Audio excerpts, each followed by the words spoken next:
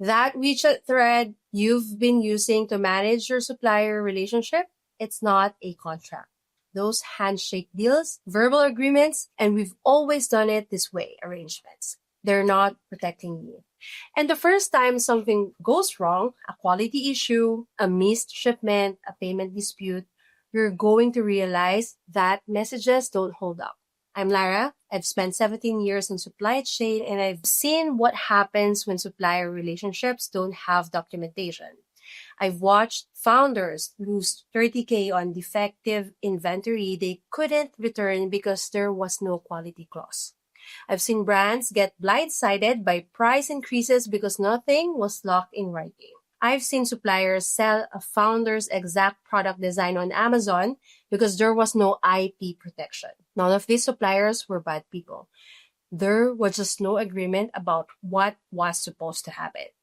In the next 10 minutes, I'm going to walk you through the 8 sections every supplier agreement needs, what they are, why they matter, and exactly what to include. No legal jargon, no lawyer required. By the end, you'll have everything you need to create a simple, clear agreement that protects both you and your supplier. Before we dive in, I want to be clear about something. A supplier agreement isn't about distrust. It's about clarity. Both parties knowing exactly what's expected prevents 90% of disputes before they happen. Good suppliers want clear agreements too, because it protects them as much as it protects you. This isn't adversarial, it's professional. Section 1. Product specification. What exactly are you ordering? This sounds obvious, but I've seen agreements that just say product X as discussed. That's not a spec. That's a recipe for arguments. Your product spec section needs material and components, not cotton, what weight, what blend, what origin, dimension and tolerance, exact measurement with acceptable variances, plus or minus, what colors, Pantone numbers, not descriptions. Navy blue means different things to different people. Packaging specifications, inner packaging, outer cartons, poly bags, labels, barcodes, labeling requirements, country of origin, care instructions, certifications and warnings, reference sample. Production must watch approved sample dated X and retained by both parties. Here's the rule. If something matters to your customer, it needs to be in writing with your supplier. Because you should have known what I meant doesn't fix a 10K unit order. Section 2. Pricing and payment terms. How much and when do you pay? This section protects your cash flow and prevents surprise cost increases. These include unit pricing, exact price per unit per SKU, documented. Price validity period. These prices are valid through date. This locks in your cost and gives you planning visibility. Now, the currency, is it USD, RMB, Euro? What exchange rate applies? If currency fluctuates, what's included? Does the unit price include packaging, labeling, assembly? Be explicit. Deposit terms. What percentage upfront? When is it due? Balance payment. Net 30, net 60, due on shipment, due on delivery. Payment method. Wire transfer, LC. What are the banking details? Price, change provisions. Supplier must provide 60 or 90 days written notice before they price change. This is huge. It gives you time to plan or negotiate. The brands that get blindsided by cost increase didn't have price validity periods. The brands that see them coming did. Section 3. Order quantities and lead times. MOQs and delivery schedules. This section sets expectation for how ordering works. These include minimum order quantity per SKU, per order, or per year, however it's structured. Standard lead time, how many days from order confirmation to shipment. Order lead time, how far in advance must you place orders. Production capacity, what's the maximum they can produce per month. This matters during peak season. Rush order terms. Can you expedite? What does it cost? How much time can you save? The goal is no surprises. You know exactly what to expect, and so does your supplier. Section 4, quality standards. What's acceptable and what happens when it's not. This is where most founders have nothing in writing, and it's where most disputes happen. Include acceptable quality level. What defect rate is tolerable? Industry standard is often 2 to 3%, but define yours. Inspection rights. Can you or a third party inspect goods before shipment? Who pays for inspection? Quality reference. All goods must match approved production sample retained by both parties.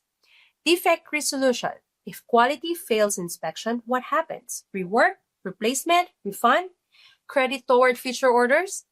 Claim process. How do you report defects? What evidence is required? Photos, inspection reports, videos? Claims timeline. How long after receipt do you have to file a claim? 7 days? 30 days?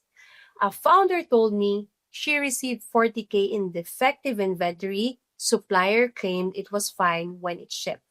No inspection clauses, no claims process, no resolution. She absorbed the loss. Don't let that be you. Section 5, shipping and delivery. Who pays for what and who owns the risk? This section prevents expensive misunderstanding about logistics. You should include Incoterms. This is the big one. FOB means supplier's responsibility ends when it's on the ship. After that, you own the risk. DDP means supplier handles everything, including duties and delivery. CIF means they pay shipping, but you own transit risk. Know what you're agreeing to. Named location, FOB Shanghai, DDP Los Angeles. Be specific. Freight arrangements. Who booked the freight forwarder? Can you use your own? Insurance. Who provides cargo insurance? What's covered? Delivery schedule. Expected timeline from shipment to arrival. Late delivery provisions. What happens if they miss the deadline? Penalties? Discounts? At minimum, notification requirements. Shipping terms can swing your landed cost by 10 to 20%. Get them right. Section 6, intellectual property and confidentiality.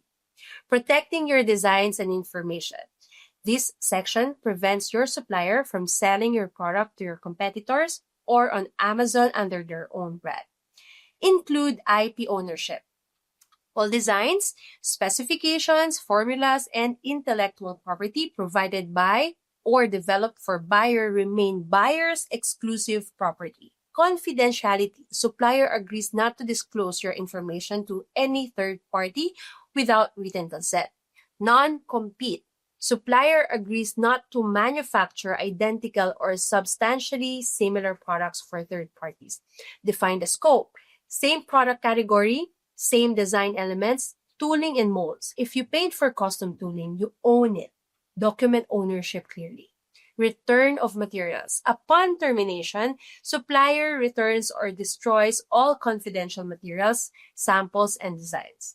I've seen brands discover their suppliers sending their exact product, same design, same specs, on Amazon. No IP clause meant to recourse. They had to compete against their own manufacturer. This section is non-negotiable. Section 7, term and termination. How long does this last and how do you exit? This section defines the relationship timeline and exit process. Include initial term. This is a 1-year agreement, 2 years, open-ended, renewal. Does it auto-renew? How do you prevent auto-renewal? Termination for convenience. Can either party exit with notice? How much notice? 30 days, 90 days? Termination for clause. What breaches allow immediate termination? Quality failure. Missed deliveries, IP violations, effect of termination. What happens to open orders? Do they complete production or does everything stop? Survival clauses. What survives termination? Usually, confidentiality and IP protections continue even after the agreement ends. You want a clean exit option. Relationships change. Business needs change. Make sure you can move on when necessary. Section 8, dispute resolution. What happens when things go wrong? Every supplier relationship eventually hits a conflict.